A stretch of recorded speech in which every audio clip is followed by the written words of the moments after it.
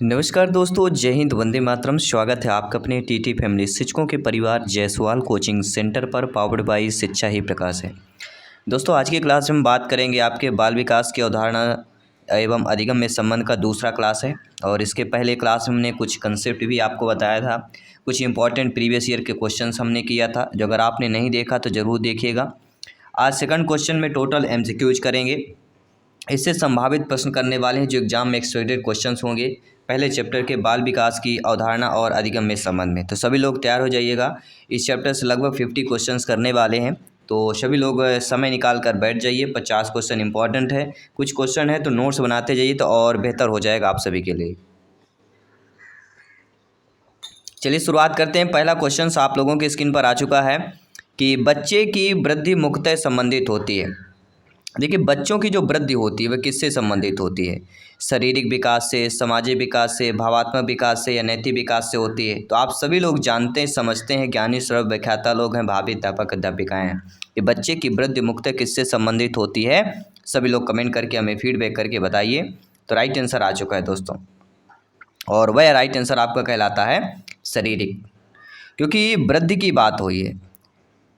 तो बच्चे का जब वृद्धि की बात होगी तो वह शारीरिक विकास से संबंधित हो जाता है। तो पहला ऑप्शन जो दिया गया है वह आप लोगों का यहाँ पे सही हो जाएगा। इसके साथ ही आइए बात करते हैं दूसरे प्रश्न की। दूसरा प्रश्न क्या पूछा जा रहा है दोस्तों कि निम्नलिखित में से कौन सा कथन वृद्धि की विशेषता का प्रतिनिधित्व नहीं करता है? नेगेटिव नकारात्मक प्रश्न है, तो आपका जवाब क्या होगा? यह एक मात्रात्मक पहलू है, यह मापने योग्य नहीं है, यह जीवन पर्यंत नहीं है, यह केवल शारीरिक विकास को दर्शाता है। तो आप सभी लोग जानते हैं कि इनमें से जो कथन वृद्धि की विशेषता को प्रतिनिधित्व ना करता हो, यानी पहले जानना है जरूरी कि वृद्धि की विशेषता का प्रतिनिधित्व कौन कर रहा है। देखिए, जो वृद्धि होता है यह एकमात्र मात्रात्मक पहलू होता है, यह जीवन पर्यंत नहीं चलता है, एक सीमित होती है वृद्धि, यह केवल शरीर विकास को दर्शाता है। ये तीनों विशेषताएं प्रतिनिधित्व करती हैं वृद्धि की, लेकिन यह मापने योग्य नहीं है। यह जो कथन है यह वृद्धि की विशेषता को प्रतिनिधित्व नहीं कर रहा है। क्यों नहीं कर रहा है? क्योंकि वृद्धि को मापा जा सकता है, क्योंकि वृद्धि मात्रात्मक पहलू ही है। इसलिए नेगेटिव प्रश्न का नेगेटिव ऑप्शन हो जाएगा बी ऑप्शन। तो आप सभी लोग यहाँ पे प्रत्येक ब्रदर्स एंड सिस्टर, प्रत्येक प्यारे प्यारे भाइयों की प्यारी प्यारी बहनें, सभी लोग कमेंट कीजिएगा। जयसवाल सर आप सभी का अभिनंदन, स्वागत कर रहे हैं। अगला प्रश्न है, वृद्धि के बारे में क्या सही नहीं है? देखिए, वृद्धि अभिवृद्धि शारीरिक होती है, अभिवृद्धि मात्रात्मक होती है, अभिवृद्धि मापनीय होती है, अभिवृद्धि जीवन पर्यंत चलने वाली प्रक्रिया है। तो अभी हमने क्या पढ़ा? वृद्धि। तो अभिवृद्धि शारीरिक होती है, मात्रात्मक होती, मापनीय होती है, लेकिन जीवन पर्यंत चलने वाली प्रक्रिया नहीं है।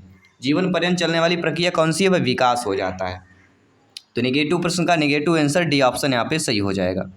इसके साथ बात करेंगे अगले प्रश्न की। अगला प्रश्न, इनमें से कौन सा कथन सत्य नहीं दिया गया है? सीखना व्यवहार परिवर्तन की एक प्रक्रिया है, यह कथन सत्य हो जाएगा। वृद्धि एक जैविक प्रक्रिया है, यह भी कथन सत्य हो जाएगा। विकास एक मात्रात्मक प्रक्रिया, यह कथन गलत हो जाएगा, क्योंकि वृद्धि एक मात्रात्मक प्रक्रिया होता है, विकास जीवन पर्यंत चलने वाली प्रक्रिया। तो ये निगेटिव दिया गया है। और शिक्षा एक लक्ष्य उन्मुख प्रक्रिया है, बिल्कुल सही बात। ये देखो एमपी टेट 2020 के एग्जाम में वर्ग 3 में पिछले में पूछा गया था कि शिक्षा एक लक्ष्य उन्मुखी प्रक्रिया है। इस टॉपिक से प्रश्न आया हुआ था वर्ग 3 में। जी हाँ, 2020 में नोटिफिकेशन निकला था और 2022 में वर्ग 3 के एग्ज़ाम हुआ था, जिसमें लगभग 18 से 20 हज़ार वैकेंसी आई थी, जिसमें से एससी वालों को मुझे लगता है 9 से 10 हज़ार टोटल उनके लिए वैकेंसी रिजर्व रखा गया है, और बाकी जो भी 8-10 हज़ार थे बाकी सभी कैटेगरी वाइज आ गए। तो आइए सभी लोग समझ रहे हैं। बाकी हमारी सीडीपी बाल विकास की टॉपर नोट्स आ चुकी है। अगर आपने अभी तक नहीं देखा है, नहीं मंगाया है, तो ज़रूर मंगाइए। हमारी जायसवाल कोचिंग सेंटर द्वारा जो है प्रोवाइड करा जाइए बाल विकास सीडीपी की टॉपर नोट्स, जो आप लोगों की स्क्रीन पर आ रही है। ये टॉपर नोट्स आपको व्हाट्सएप पे पीडीएफ पे मिलेगी। लगभग 15 बुकों का निचोड़ है और लगभग 10 दिनों की मेहनत है, क्योंकि ये टॉपर नोट्स है जो पिछले ईयर में पूछे गए थे क्वेश्चन, जो टफ क्वेश्चन पेडागोजी के पूछे गए थे, जो आपके बिल्कुल नहीं समझ में आ रहे थे। ये नोट्स पूरा आपको प्रोवाइड होने के बाद आगामी एग्जाम के लिए आपको सिलेक्शन के लिए बहुत मदद मिलने वाली है। केवल 149 में आपको टॉपर नोट्स मिल जाएगी। आपको जो दिया गया व्हाट्सएप नंबर है उस पर आपको मैसेज कर देना, बाकी डिटेल आपको वहीं पे मिल जाएगा। तो चलिए पहले हम क्लास की बात करेंगे, क्वेश्चंस की बात करेंगे कि मानव विकास को क्षेत्रों में विभाजित किया जाता है। देखिए, मानव विकास को किन क्षेत्रों में विभाजित किया जाता है? शारीरिक, संज्ञानात्मक, संवेगात्मक, सामाजिक, संवेगात्मक, संज्ञानात्मक, आध्यात्मक और सामाजिक, मनोवैज्ञानिक, संज्ञानात्मक, संवेगात्मक, सामाजिक। ये 4 ऑप्शंस आपके दिए गए हैं आपके स्क्रीन पर। देखिए, जब भी मानव विकास के क्षेत्रों में विभाजितता की बात होती है तब आपका शारीरिक, संज्ञानात्मक, संवेगात्मक और सामाजिक, ये 4 पॉइंट याद रखना है। शारीरिक रूप में विभाजित होता है मानव विकास, संज्ञानात्मक रूप में होता है, संवेगात्मक रूप में और सामाजिक रूप में होता है। तो पहला ऑप्शन यहाँ पे सही हो जाएगा। आइए बात करते हैं अगले प्रश्न की। अगला प्रश्न बेहतरीन लाजवाब प्रश्न आप लोगों की स्क्रीन पर पूछा जा रहा है कि मानव जाति में विकास कैसा होता है। सभी लोग बताइएगा ध्यानपूर्वक कमेंट करके कि मानव जाति में विकास कैसा होता है। किशोरावस्था से अंत तक, बाल्यावस्था के अंत तक, प्रौढ़ावस्था के प्रारंभ तक, जीवन पर्यंत। क्योंकि जहाँ पर विकास की बात होगी वह जीवन पर्यंत होगा, जहाँ पे वृद्धि की बात होगी निश्चित समय सीमा की बात होगी। दोनों चीज़ों को समझ लेना अच्छे तरीके से। अगला प्रश्न की बात करेंगे। अगला प्रश्न है, निम्नलिखित में से कौन विकास के व्यापक आयामों की सही पहचान करता है। अब देखिए, विकास के व्यापक आयाम की सही पहचान करना है। क्या वह संवेगात्मक, बौद्धिक, आध्यात्मिक हो जाएगा, शारीरिक व्यक्तित्व आध्यात्मिक संवेगात्मक हो जाएगा, सामाजिक शारीरिक व्यक्तित्व स्व हो जाएगा, शारीरिक संज्ञानात्मक सामाजिक और संवेगात्मक हो जाएगा। आपके अकॉर्डिंग क्या होना चाहिए? सभी लोग कमेंट कीजिएगा। सभी मित्रों को जय हिंद, वंदे मातरम। साथियों, 101% इस एग्ज़ाम को एमपी-टेट वर्ग 3 एग्ज़ाम को फतेह करना है। सभी लोग कमेंट कीजिएगा। तो कौन जो है विकास के व्यापक आयामों की सही पहचान करता है, वह शारीरिक, संज्ञानात्मक, सामाजिक और संवेगात्मक। ये 4 हमने पहले ही बताया था। ये जो है विकास के व्यापक आयामों की सही पहचान है। D option is the right answer. Notes पाना चाहते हैं, ये सारा कुछ PDF फाइल आपको टेलीग्राम पे मिल जाता है। जिनको भी हमें मैसेज करना होता है कुछ बातें, आप इंस्टाग्राम को फॉलो कर लीजिए, जायसवाल कोचिंग सेंटर पेज बना हुआ है ऑलरेडी। आप लोग वहाँ पे क्वेश्चन पूछ सकते हैं, जो भी आपके मन में प्रॉब्लम हो उनको दूर करने की कोशिश की जाएगी। अगला प्रश्न है, निम्नलिखित में से कौन सा कथन सही नहीं दिया गया है। देखिए, विकास और वृद्धि एक दूसरे के पर्यायवाची हैं। विकास एक सतत प्रक्रिया है, वृद्धि विकास का ही एक भाग है। और चौथा ऑप्शन कह रहा है, आप लोगों की स्क्रीन पर दिया गया है कि विकास कार्यक्षमता, कार्यकुशलता, व्यवहार में आने वाले गुणात्मक परिवर्तनों को प्रकट करता है। देखिए, इसमें से सही कथन की बात करें कि विकास और वृद्धि एक दूसरे के पर्यायवाची है, ये गलत है। क्योंकि विकास की सीमा क्या है, जीवन पर्यंत है, और वृद्धि की एक निश्चित है। विकास सतत प्रक्रिया, बिल्कुल सही बात है। वृद्धि विकास के एक भाग कह सकते हैं। जैसे मान लीजिए विकास 5-6 भाग है तो उसका एक भाग वृद्धि हो गया, ये हम कह सकते हैं। तो पहला जो है कथन हमारा सही नहीं दिया गया है, बाकी ये सही दिए गए हैं। और जो चौथा कथन कर रहा है ये भी आपका सही दिया गया है। कथन ये कह रहा है कि विकास कार्यक्षमता, कार्यकुशलता और व्यवहार में आने वाले गुणात्मक परिवर्तनों को प्रकट करता है। तो इन चीज़ों को समझ गए होंगे। आई होप सभी लोग, सभी प्यारे प्यारे भाई, प्यारे प्यारे बहन, गृहिणी, अध्यापक, अध्यापिका सभी कमेंट कीजिएगा। जायसवाल सर, आप सभी का अभिनंदन, स्वागत करते हैं। अगला प्रश्न आ चुका है कि विकास एक अधिनियम है। विकास प्रतिमान के विभिन्न काल में खुशी भिन्न भिन्न होती है, इस अधिनियम के अनुसार क्या होगा। प्रश्न को समझिए, रिपीट कर रहे हैं। विकास एक अधिनियम है, विकास प्रतिमान के विभिन्न काल में खुशी भिन्न भिन्न होती है, इस अधिनियम के अनुसार आपके ऑप्शंस दिए गए हैं। तो इस अधिनियम के अनुसार जीवन का प्रथम वर्ष सबसे अधिक खुशी का काल होता है, वय संधि काल एवं जीवन का प्रथम वर्ष भी जीवन का सबसे अधिक खुशी का काल होता है। वय संधि काल जीवन का सबसे अधिक दुखी का काल होता है। जीवन का परम वर्ष सबसे अधिक खुशी का एवं वय संधि काल दुखी का काल होता है। तो दोनों चीज़ें इसमें दी गई, बिल्कुल सही बात है, डी ऑप्शन होगा। क्योंकि विकास एक अधिनियम है, विकास की प्रतिमान के विभिन्न काल में खुशी भिन्न भिन्न होती है, इस अधिनियम के अनुसार हमारा ये निकलता है कि जीवन एक परमथम वर्ष सबसे अधिक खुशी का होता है। इसके बाद जो वय संधि काल होता है सबसे अधिक दुखी का काल होता है। तो डी ऑप्शन पूरी तरह से इस क्वेश्चन को परिपूर्ण कर रहा है। आइए बात करेंगे अगले प्रश्न की। अगला प्रश्न बहुत ही अच्छा पूछा गया है, एक्सपेक्टेड क्वेश्चन है आपके एग्जाम की दृष्टि से देखा जाए तो। प्रश्न के इनमें से कौन सा कथन विकास के संबंध में सही नहीं दिया गया है।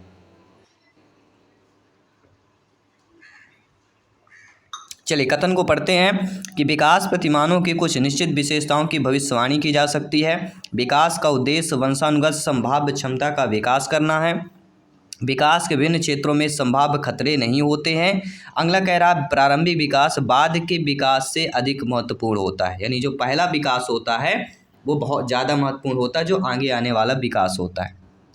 तो कौन सा कथन विकास से संबंधित है? देखिए, विकास प्रतिमानों की कुछ निश्चित विशेषताओं की भविष्यवाणी की जा सकती है, ये बात सही है। विकास का उद्देश्य वंशानुगत संभाव्य क्षमता का विकास करना है। विकास के क्षेत्रों में संभाव्य खतरे नहीं होते, गलत है। विकास होगा तो खतरे भी होंगे, तो ये कथन कहीं ना कहीं विकास के संबंध में सही नहीं दिया गया है, बाकी सारे सही दिए गए। आइए बात करते हैं अगला प्रश्न, विकास का अर्थ क्या होता है दोस्तों? परिवर्तनों की उत्तरोत्तर श्रृंखला होती है, अभिप्रेरणा के फलस्वरूप होने वाले परिवर्तनों की उत्तरोत्तर श्रृंखला, अभिप्रेरणा एवं अनुभव के फलस्वरूप होने वाले परिवर्तनों की उत्तरोत्तर श्रृंखला, परिपक्वता एवं अनुभव के फलस्वरूप होने वाले परिवर्तनों की श्रृंखला। देखिए, विकास का अर्थ यही होता है कि जो परिपक्वता और अनुभव होते हैं, परिपक्वता एवं अनुभव के फलस्वरूप होने वाले परिवर्तनों की श्रृंखला को ही विकास कहते हैं। जब आप परिपक्वता और आपके पास अनुभव होता है, उसके बाद जो परिवर्तन होता है उस श्रृंखला को ही विकास कहा जाता है। जब आप पढ़ रहे हैं, तैयारी कर रहे हैं, आपकी नियुक्ति होगी, आप लोग अध्यापिका बनेंगे, सरकारी शिक्षक बनेंगे, तो आपका क्या होगा? वहाँ पे विकास कहलाया जाएगा। अगला प्रश्न है, विकास के संदर्भ में इनमें से कौन सा कथन सत्य नहीं? देखिए दोस्तों, आप सभी लोग जानते हैं विकास प्रत्येक अवस्था में अपने खतरे होते हैं। विकास उकसाने बढ़ावा देने से होता है, यह गलत है। विकास सांस्कृतिक परिवर्तनों से प्रभावित होता है, बिल्कुल सही बात है। अलग अलग संस्कृति, अलग चीज़ें होती, प्रभावित होगा। विकास की प्रत्येक अवस्था की अपनी विशेषताएं होती हैं, बिल्कुल सही बात है। लेकिन कौन सा कथन असत्य है कि विकास जो होता है वह उकसाने या बढ़ावा देने से होता है, ये कथन गलत दिया गया है। नो डाउट सभी लोग समझ गए होंगे अच्छे तरीके से। आइए बात करते हैं अगला प्रश्न, बहुत अच्छा पूछा गया कि विकास में वृद्धि से तात्पर्य क्या होता है? तो विकास में वृद्धि एक कह सकते हैं एक हिस्सा है, जिसको क्या किस रूप में? तो यह वजन में वृद्धि होता है। विकास में वृद्धि से तात्पर्य है वजन में वृद्धि होना। अब आप कहेंगे कि डी ऑप्शन क्यों नहीं? क्योंकि आकार, सोच समझ, कौशल में वृद्धि, तो आकार तो यहाँ पे सही दिया गया है, लेकिन सोच समझ कौशल ये विकास में आ जाता है, तो वृद्धि का यहाँ पे चैप्टर नहीं होता है, इसलिए केवल वजन में वृद्धि। इसके बाद आइए जानते हैं अगला प्रश्न जो आप लोगों की स्क्रीन पर बहुत अच्छे से पूछा गया है। और बहुत अच्छे से क्या पूछा गया कि मानव विकास है, मानव विकास मात्रात्मक, गुणात्मक, कुछ सीमा तक या एवं अभी दोनों? देखिए, मानव विकास मात्रात्मक, गुणात्मक दोनों रूपों में होता है, ये आप सभी लोग जानते हैं। इसलिए यहाँ पे जो डी ऑप्शन कह रहा हमारा एवं अभी दोनों वाला हमारा सही हो जाएगा। इसके बाद आइए बात करते हैं अगले प्रश्न जो क्या पूछा जा रहा है। अगला प्रश्न पूछा जा रहा है कि निम्नलिखित सूची में बाल विकास में गुणात्मक परिवर्तन की पहचान करना है। तो बाल विकास में गुणात्मक परिवर्तन की पहचान कैसे की जाएगी? वजन से, दृष्टि से, बाल से या दांत से, किससे की जाएगी? सभी लोग बताइएगा। देखिए, इनमें बाल विकास में गुणात्मक परिवर्तन देखना है, तो गुणात्मक परिवर्तन किससे हो जाएगा? सभी लोग बताइएगा। वजन, दृष्टि, बाल, दांत, किससे होगा? बेहतरीन लाजवाब प्रश्न है, समझने वाली बात है। और कौन कौन यहाँ पे कमेंट कर पाता है ये भी समझने वाली बात है, क्योंकि कमेंट करना, कमेंटेड होना बहुत ज़रूरी है। क्योंकि यहाँ पे आप लोग कमेंट करेंगे निधड़क हो जाएंगे, इसी प्रकार एग्जाम में जाएंगे तो आप आंसर देने में निधड़क हो जाएंगे, नहीं सोचते रहते हैं यार ए सही होगा, बी सही होगा, सी सोचने में 2-3 मिनट निकल जाते हैं। तो ये चीज़ें अभी से सीखिए। तो सूची में बाल विकास में गुणात्मक परिवर्तन की पहचान करें, तो गुणात्मक परिवर्तन देखना है, तो यहाँ पे कौन हो जाएगा? दृष्टि, क्योंकि ना बाल, दांत, वजन, दृष्टि गुणात्मक परिवर्तन हो सकता है यहाँ पे बाल विकास की दृष्टि से देखा जाए तो। अब दृष्टि शब्द यहाँ पर भी आ गया। अगला प्रश्न, निम्नलिखित में से अधिगम संबंधी कौन सा कथन नहीं है? देखिए दोस्तों, इसे उचित वातावरण चाहिए होता है अधिगम सीखने के लिए। परिपक्वता का इससे कोई संबंध नहीं, ये कथन गलत है, क्योंकि अधिगम का संबंध परिपक्वता से है, तो ये कथन सही नहीं दिया गया है। सहायक सामग्री अधिगम में मदद करती है, बिल्कुल सही बात है। कोई भी सहायक सामग्री होगी अधिगम सीखने में मदद करेगी। जैसे हमने टॉपर नोट्स बताया, टॉपर नोट्स बनाया है तो आपके लिए सीखने में मदद के लिए है, क्योंकि आप सीख सकें, पिछले का कैलकुलेशन देख सकें, इंपॉर्टेंट टॉपिक को पढ़ सकें। बुक तो सभी पढ़ते हैं, लेकिन क्या बुक से आता है? नहीं आता है। लेकिन जो इम्पॉर्टेंट चीज़ें हैं, सभी बुक में सभी इंपॉर्टेंट चीज़ें नहीं हो सकती, तो जो जो बुक्स में जो जो अच्छी चीज़ें टॉपिक्स दी उस कॉम्बिनेशन करके टॉपर नोट्स बनाया गया है। और जो सिलेक्शन पा चुके हैं वर्ग 3 में उनके मार्गदर्शन पर टॉपर नोट्स बनाया गया, ये बेनिफिट है आपके लिए। तो अधिगम संबंधी हमारा ये हो जाएगा कि अधिगम प्रक्रिया में अभिप्रेरणा महत्वपूर्ण होता है, सहायक सामग्री में अधिक मदद मिलती है, लेकिन परिपक्वता का इससे कोई संबंध नहीं होता। यह कथन हमारा गलत हो जाएगा, ये सही नहीं दिया गया है। अगला प्रश्न है, परिपक्वता एक उदाहरण है कि जब बालक सीखता है किस प्रकार से चिंतांकन करना, पढ़ना या साइकिल चलाना या चलाना। देखिए, परिपक्वता उदाहरण कौन सा कहलाएगा? जब बालक क्या सीखता है, जब बालक सीखेगा उसको परिपक्वता बोल दें। तो जब बालक चलना सीख जाएगा तो उसको परिपक्वता बोला जा सकता है कि बालक जो है चलने में परिपक्व हो चुका है। इसलिए यहाँ पे डी ऑप्शन आप लोगों के लिए सही हो जाएगा। कोई भी डाउट हो बेफिक्र आप लोग कमेंट कर सकते हैं। जयसवाल सर आप सभी का हाथ जोड़कर अभिनंदन और स्वागत करते हैं, आपके प्रत्येक कमेंट का, आपके प्रत्येक फीडबैक का। अगला प्रश्न आ चुका है कि अधिगम एवं परिपक्वता के संबंध में कौन सा कथन सही नहीं दिया गया है। देखिए, अधिगम और परिपक्वता की बात करें, यदि मानव विकास केवल परिपक्वता से होता तो मनुष्य केवल निम्नतम स्तर तक ही सीमित रहता। वंशक्रम संभाव्य क्षमता की सीमा के कारण बालक एक निश्चित सीमा से आगे तक विकसित हो सकते हैं। और आपका अगला कह रहा है कि बालक विकास की दर से जब सीखने के लिए तैयार नहीं है तब वे अधिक प्रयास के द्वारा सीखे जा सकते हैं। तो प्रयास करना ये अच्छी बातें हैं। बालक की अंतर्निहित शक्तियों को बिना समय विचारे विकसित करने के लिए प्रोत्साहन करना भी ये पॉजिटिव है। अब बचते हैं 2 ऑप्शन। तो अधिगम एवं परिपक्वता के संबंध में क्या सही नहीं दिया गया है कि यदि मानव विकास केवल परिपक्वता से होता तो मनुष्य केवल निम्नतम स्तर तक ही सीमित रहना। तो सीमित रह जाना ये भी नेगेटिव है, इसलिए आपका कथन सही नहीं होगा। बाकी सारे कथन हमारे सही दिए गए। तो कथनों को अवश्य पढ़िए, क्योंकि स्टेटमेंट, कथन, परिभाषाएं ये बहुत आपको डिफिकल्ट करती है। इनमें से कौन जो है विशेषता जो है, ऐसी कौन सी विशेषता है जो परिपक्वता को अधिगम से अलग करे? यह एक स्वाभाविक प्रक्रिया है। देखिए, परिपक्वता को अधिगम से अलग करती स्वाभाविक प्रक्रिया। अधिगम जो है परिपक्वता को अधिगम से अलग करती है। ये अभ्यास पर निर्भर करता है, तो ये तो साथ जोड़ेगी परिपक्वता से। भाई, अधिगम सीखने में आप अभ्यास करेंगे तो परिपक्वता प्राप्त करेंगे। प्रेरक पर निर्भर करती है, अधिगम में कोई प्रेरक मिलेंगे तो भी परिपक्वता प्राप्त होगी। यह जीवन पर्यंत चलने पर वाली प्रक्रिया है, तो सीखे आप जीवन पर्यंत सीख सकते हैं, क्योंकि सीखना है तो जब तक ये प्राण है शरीर में तब तक हम सीख सकते हैं। तो तीनों चीज़ें सही दी गई हैं, लेकिन जो प्रश्न ऑप्शन कह रहा है कि ये एक स्वाभाविक प्रक्रिया है, ये जो है विशेषता जो है परिपक्वता को अधिगम से अलग करती है, बाकी सारे दोनों चीज़ों को जोड़ती है। आइए बात करेंगे अगले प्रश्न की। अगला प्रश्न है, सामान्य परिपक्वन से पहले प्रशिक्षित करना क्या प्रायः हो जाएगा? तो आप सभी लोग जानते हैं, ज्ञानी सर्वव्याख्याता लोग हैं, कि जब सामान्य परिपक्वन से पहले प्रशिक्षित करना प्रायः सामान्य कौशलों के निष्पादन के संदर्भ में बहुत लाभकारी होता है, कुल मिलाकर हानिकारक होता है, दीर्घकालिक दृष्टि से लाभकारी होता है। तो कहीं ना कहीं अभी स्पष्ट बात नहीं हो पाई है कि सामान्य परिपक्वन से पहले प्रशिक्षित करना प्रायः लाभकारी हो या हानिकारक। यह इस पर निर्भर करता है कि प्रशिक्षण में किस प्रकार की विधि का प्रयोग किया गया है। ये बात बिल्कुल सही है, तो डी ऑप्शन को लॉक किया जाए। अगला प्रश्न है, परिपक्वता का संबंध किससे होता है? तो परिपक्वता का संबंध विकास से होता है। आई होप सभी लोग अच्छे तरीके से समझ पा रहे होंगे। अगला प्रश्न बेहतरीन प्रश्न है कि विकास का वही संबंध परिपक्वता से है जो उद्दीपन का किससे है? कई बार बता चुके हैं और वर्ग 3 में आया हुआ प्रश्न है। तो विकास का वही संबंध परिपक्वता से है जो उद्दीपन का प्रतिक्रिया से है। उद्दीपन प्रतिक्रिया आपने पढ़ा होगा, याद करिए वो सिद्धांत जब मैंने पढ़ाया था, कोहलबर्ग का सिद्धांत, याद करिए सभी लोग। उद्दीपन की बात आई है तो कहीं ना कहीं कुत्ते पर प्रयोग करने वाले कौन से मनोवैज्ञानिक हैं? कमेंट करके बताइए। जी हाँ दोस्तों, उसी मनोवैज्ञानिक की बात कर रहे हैं। चलिए, बहुत ही बात है, एक पॉइंट बताने से सारी चीज़ें आपकी ये याद आ जाती है, ये बहुत बड़ी बात है और यही चीज़ चाहिए आप सभी के लिए। देखिए, परिपक्व विद्यार्थी कौन होगा या किसे हम परिपक्व विद्यार्थी बोल सकते हैं? 4 ऑप्शन आपके पेपर में पूछे जाएंगे। लेकिन अपनी बौद्धिकता के साथ अपने सभी प्रकार के द्वंद्वों का शीघ्र समाधान कर लेना परिपक्व विद्यार्थी होगा।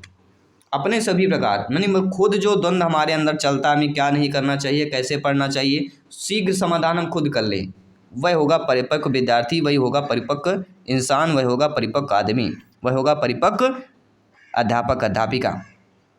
अगला प्रश्न है, खाली स्थान को परिपक्वता कहेंगे? किसको परिपक्वता कहेंगे? जो पारिवारिक हस्तक्षेप करता हो, सांस्कृतिक प्रभावों के कारण एवं एक परिवर्तन हो, प्राकृतिक जैविक विकास हो या पर्यावरणीय दबावों के कारण होना। तो पेडागॉजी में दबाव करना, प्रभावों के कारण एक परिवर्तन, हस्तक्षेप, ये आपके कौन से हैं? निगेटिव है। लेकिन जो परिपक्वता को कह सके वह प्राकृतिक जैविक विकास। प्राकृतिक जैविक विकास को ही हम परिपक्वता कहा जा सकता है। इसलिए C option according the question यहाँ पे सही हो जाएगा। बहुत अच्छा प्रश्न पूछा गया था। अगला कि एक व्यक्ति मांसपेशियों का उपयोग करना सीखता है और इसके कारण एक कौशल प्राप्त कर लेता है। ये चैप्टर बहुत फर्स्ट इंपॉर्टेंट है दोस्तों। तो कोई भी व्यक्ति जब मांसपेशियों का उपयोग करना सीखता है और इसके कारण एक कौशल प्राप्त करता है तो वह हमारा कौन सा कहला जाता है, उसी को ही परिपक्वता कहते हैं। जब कोई मांसपेशियों का उपयोग करना सीख लेता है और इसके कारण एक कौशल प्राप्त कर लेता है, उसी को ही परिपक्वता कहा जाता है। कुछ लोग अभ्यास, कुछ लोग अधिगम में करके चले जाते हैं, उसका रीज़न यही, आप लोग क्लास अच्छे तरीके से समझते नहीं हैं। निम्नलिखित में से क्या एक शिक्षार्थी बालक बालिका की परिपक्वता का सबसे अच्छा वर्णन करता है?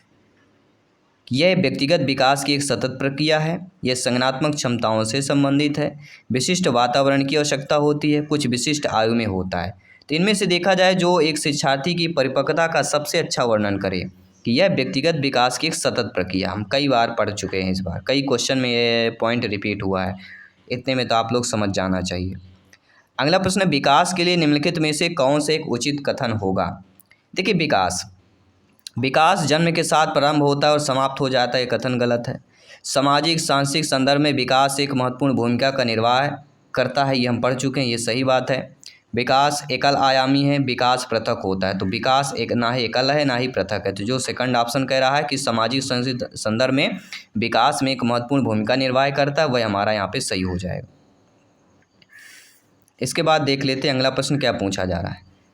अगला प्रश्न है, खाली स्थान के अलावा निम्नलिखित कारणों से खेल युवा बच्चों के विकास में एक महत्वपूर्ण भूमिका निभाता है। किसके अलावा, यानी जो नहीं होगा वो बताना है। तो ये जानना जरूरी है कि कौन कौन से कारण हैं जिससे खेल युवा बच्चों के विकास में एक महत्वपूर्ण भूमिका निभाता है।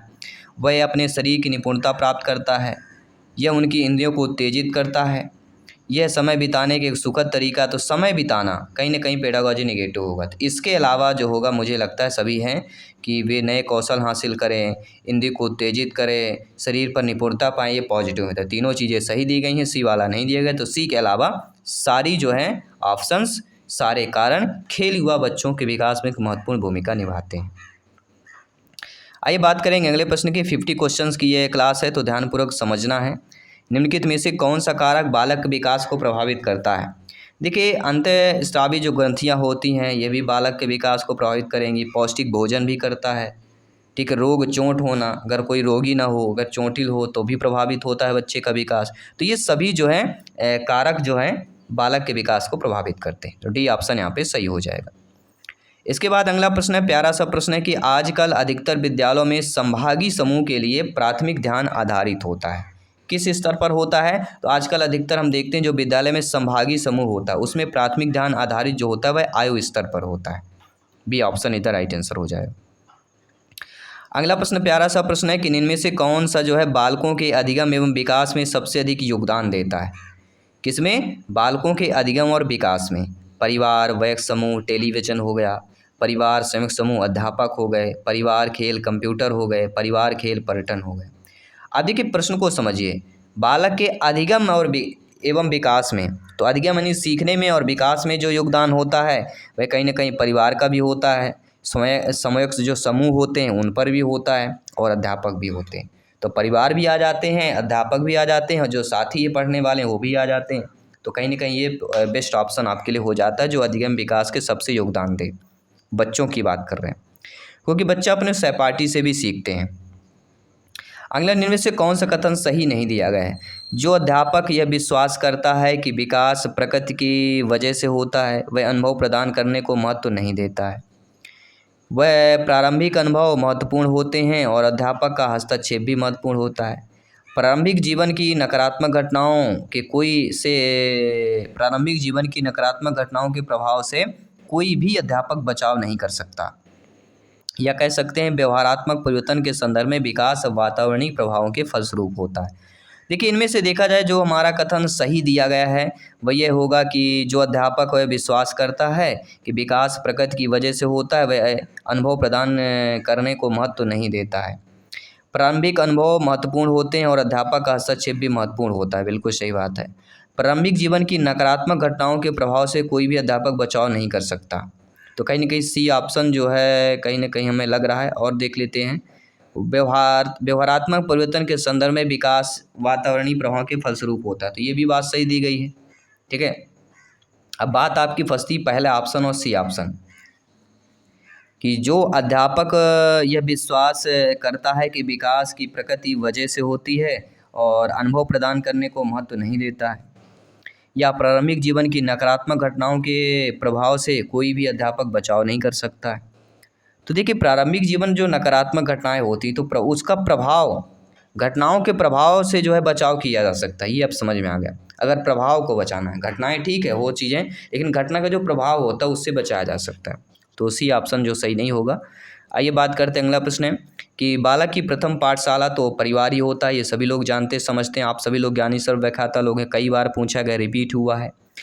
बालक का प्रारंभिक विकास मुख्यतः किस पर निर्भर करता है, तो माता पिता पर निर्भर करता है। ये भी आप सभी लोग जानते समझते हैं, आप सभी लोग ज्ञानी सर्वव्याख्याता लोग हैं। अगला प्रश्न दिया गया है कि निर्धन परिवार के बच्चे जो छोटे आकार के परिवार से संबंध हैं उनको विकास के बेहतर वातावरण पाने के मौके होते हैं, क्योंकि उन्हें बड़े परिवारों के निर्धन बच्चों की अपेक्षा क्या होते हैं, उन्हें बेहतर परिस्थितियां प्राप्त होती हैं। ये भी बात सही है, डी ऑप्शन कई बार पूछा गया है, वर्ग 3 में भी पूछा गया है।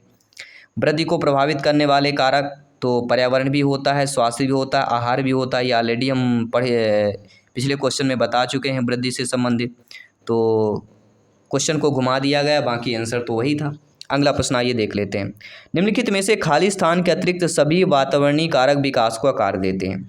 देखिए, जो आपका पौष्टिकता की गुणवत्ता, संस्कृति, शिक्षा की गुणवत्ता, ये तीनों ऐसे हैं जो वातावरणीय कारक को विकास को आकार देते हैं।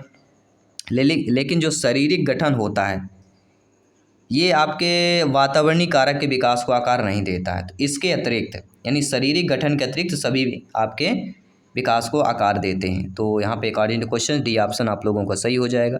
तो सारी चीज़ें आप लोगों को समझ में आ गई। आइए बात करते हैं अगले प्रश्न की, कि इनमें से कौन सा कथन है जो बच्चे के विकास में परिवेश की भूमिका का समर्थन करता है। देखिए, बच्चे, बालक बालिका, शिक्षार्थी, विद्यार्थी की विकास में परिवेश की भूमिका का जो समर्थन करे, 4 बेहतरीन लाजवाब ऑप्शन दिए गए हैं। तो यहाँ पे देखिए प्रश्न को समझिए, बच्चे के विकास में परिवेश की भूमिका का समर्थन। तो पिछली कुछ दशाब्दियों में बुद्धि लब्धांक परीक्षा में शिक्षार्थी के औसत प्रदर्शन में लगातार वृद्धि होना, एक समान जुड़वा बच्चे जिनका लालन पालन भिन्न भिन्न घरों में हुआ हो उनकी बुद्धिलब्ध 0.75 के समान उच्च होना, शारीरिक रूप से स्वस्थ बच्चे अक्सर नैतिक रूप से अच्छे पाए जाते हैं। और अगला ऑप्शंस कह रहा है कि कुछ शिक्षार्थी बालक बालिकाएं जो सूचनाओं का जल्दी प्रक्रमण करते हैं, जबकि उसी कक्षा के अन्य विद्यार्थी ऐसा नहीं कर पाते। देखिए, भूमिका, बच्चे के विकास में परिवेश की भूमिका का समर्थन, परिवेश जहाँ बच्चा रह रहा, वातावरण से संबंधित है। तो पिछली कुछ दशाब्दियों में बुद्धि लब्धांक परीक्षा में शिक्षार्थी के औसत प्रदर्शन में लगातार वृद्धि हुई है। यह ऐसा कथन है जो बच्चे के विकास में परिवेश की भूमिका का समर्थन कर रहा है। पहला ऑप्शन यहाँ पे सही हो जाएगा, क्योंकि भूमिका, विकास, इन चीज़ों को भी ध्यान देना है। अगला, निम्नलिखित में से कौन जो है मानव विकास का सही क्रम है। तो कई बार पूछा गया है। पहला होता है शैशवावस्था, बाल्यावस्था, किशोरावस्था और प्रौढ़ावस्था। शैशवावस्था 0 से लेकर 5 तक की अवस्था, 6 से लेकर 12 वर्ष तक बाल्यावस्था, 12 से लेकर 18 वर्ष तक किशोरावस्था और 18 से लेकर 40 तक कौन हो जाएगा, प्रौढ़ावस्था। ये 60 तक होगा। प्रौढ़ावस्था की आयु क्या होगी, सभी लोग बताइए। जन्मोत्तर अर्थात जन्म के बाद की विकास की दूसरी प्रमुख अवस्था कौन सी होती है। तो जन्म के बाद की अवस्था कहलाती बाल्यावस्था, जिसे क्या कहते हैं, खेलने की अवस्था भी बोला जाता है। बाल्यावस्था 6 से लेकर 12 तक होती है, जिसमें 6 से 9 होता है पूर्व बाल्यावस्था और 9 से 12 होता है उत्तर बाल्यावस्था। इन चीज़ों को भी जानना है, क्योंकि ये भी पूछे जाते हैं आपके एग्जाम में, आपके पेपर में पूछे जा सकते हैं। किसी भी प्रकार से प्रश्न पूछा जा सकता है, लेकिन आपसे सभी प्रकार से प्रश्न आना चाहिए, बनना चाहिए और आपके दिमाग में, मेमोरी में सेव होना चाहिए। शैशवावस्था मानव विकास की प्रमुख अवस्था होती है। तो शैशवावस्था मानव विकास की प्रमुख अवस्था प्रथम अवस्था कहलाती है। शैशवावस्था प्रथम अवस्था होती है मानव विकास की, हमने अभी पढ़ा। शैशवावस्था कैसी होती है, तो शैशवावस्था 5 वर्ष तक होती है, ये भी हमने अभी पढ़ लिया। इसके बाद अगला प्रश्न क्या कह रहा है कि बाल्यावस्था क्या होती है। तो बाल्यावस्था आपके 12 वर्ष तक होती है। इसके बाद अगला प्रश्न कह रहा है कि शैशव काल की अवधि क्या होती है। तो शैशव काल की अवधि जन्म से लेकर 2 वर्ष तक होती है। इसके बाद आपका अगला प्यारा सा प्रश्न है कि मध्य बचपन की अवधि बताइए। तो मध्य बचपन की अवधि 2 से 6, 10 वर्ष के बाद या जन्म से 2 वर्ष, तो कहीं ना कहीं 6 से 11 वर्ष ये हो जाएगा, मध्य बचपन की अवधि कहला जाएगी। ठीक है, सभी लोग समझ गए अच्छे तरीके से। आइए बढ़ते हैं अगले प्रश्न की तरफ। अगला प्रश्न प्यारा सा प्रश्न पूछा गया है कि निम्नलिखित में से कौन सा आयु समूह परवर्ती बाल्यावस्था श्रेणी के अंतर्गत आता है। परवर्ती पूर्ववर्ती इनको समझना है। तो ऐसा आयु समूह जो परवर्ती बाल्यावस्था श्रेणी में आए वह कहलाता है 6 से लेके 11 वर्ष की अवस्था की बात करते हैं। ठीक है, इसके बाद अगला प्रश्न है कि वृद्धावस्था 60 वर्ष के जीवन के अंत तक, वृद्धावस्था क्या होता है, 60 वर्ष के जीवन के अंत तक जो होता है वृद्धावस्था कहलाता है, जो हमने इस पूछा था इसलिए हमने आपको बता दिया। निम्नलिखित में से कौन सा आयु समूह परवर्ती बाल्यावस्था श्रेणी के अंतर्गत आता है। तो परवर्ती में यह आ जाएगा 9 से लेके 12 वर्ष। अब आप बोलेंगे इसमें भी परवर्ती दिया गया था लेकिन ऑप्शंस नहीं दिया गया था, इसलिए हमने 6 से 11 लगाया है। इसीलिए दोनों प्रश्नों को रखने का उद्देश्य यही है कि इस प्रकार से भी प्रश्न पूछा जा सकता है, लेकिन ऑप्शन को ध्यान में रखकर भी आपको कमेंट करना होता है, आंसर देना होता है, फीडबैक करना होता है। अगला प्रश्न है बाल्यकाल क्या होता है भैया। तो बाल्यकाल सभी लोग जानते हैं कि 6 से लेके 12 वर्ष तक की आयु बाल्यकाल कहलाती है। बाल्यावस्था को ही बाल्यकाल बोला जाता है। निम्नलिखित में से किस आयु में सीमा को प्रारंभिक बचपन माना जाता है। कौन सी सीमा है, तो वह कहलाती 2 से 6। 2 से 6 वर्ष तक जो है यह प्रारंभिक बचपन की सीमा मानी जाती है। और 50वां प्रश्न आप लोगों की स्क्रीन पर है क्लास 2 का कि गर्भाधान से बालक के जन्म तक की अवधि को क्या कहा जाता है। तो गर्भाधान से बालक के जन्म तक की अवधि जो कहलाती है वह प्रसव पूर्व काल कहलाता है। क्या हो जाएगा, प्रसव पूर्व काल इज़ द राइट आंसर। और एक क्वेश्चन आप सभी के लिए मॉक क्वेश्चन के रूप में दिया जा रहा है। और मॉक क्वेश्चन में क्या प्रश्न आप सभी के लिए कि मानव विकास का प्रारंभ होता है गर्भावस्था से, पूर्व बाल्यावस्था से, उत्तर बाल्यावस्था से या शैशवावस्था से होता है। तो मानव विकास का प्रारंभ किस अवस्था से होता है यह आपको कमेंट करके बताना है। साथ ही साथ जो बाल विकास की अवधारणा और अधिगम में संबंध में 50 क्वेश्चंस किए हैं, इनको भी आपको कमेंट करके बताना है कि आपके अकॉर्डिंग क्या क्वेश्चंस लगे, आपने 50 क्वेश्चन में कितना एक्सेप्ट किया, कितने आपके आंसर सही आए, ये भी आप लोग अभी से कोशिश में लग जाइए। बाकी डेली 7 PM to 7:30 हमारी क्लास CDP की चलेगी। 11:30 में हमारी हिंदी की क्लास आएगी। बाकी सभी सब्जेक्ट की धीरे धीरे क्लासेज की जो है टाइमिंग टेबल बना दिया जाएगा, सभी क्लासेज होगी, क्योंकि इस बार वर्ग 3 एग्जाम को 101% फतेह करना है। तो आई होप सभी लोग अच्छे तरीके से समझ गए होंगे। फीडबैक करते रहिए, TT फैमिली से जुड़े रहिए, या आपका अपना परिवार TT फैमिली है। बाकी सभी अपडेट पाने के लिए हमारे टेलीग्राम और साथ ही साथ आपके इंस्टाग्राम पेज पर जरूर जुड़ें ताकि सभी अपडेट आपको मिल सके। जय हिंद, वंदे मातरम, धन्यवाद सभी का।